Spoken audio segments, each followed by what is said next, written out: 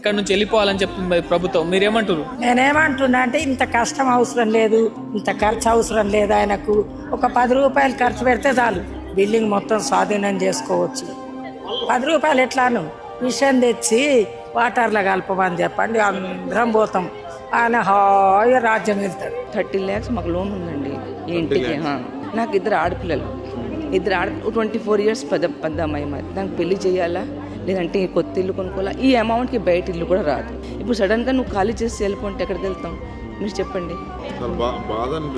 Emotional 1 year నుంచి నిద్ర లేదండి. ఇప్పుడు సడన్గా ఖాళీ చేయమంటే ఎక్కడ వెళ్తాం? మా ఇల్లు పోతే మాత్రం మేము బ్రతకలేమండి, అసలు బ్రతకలేము.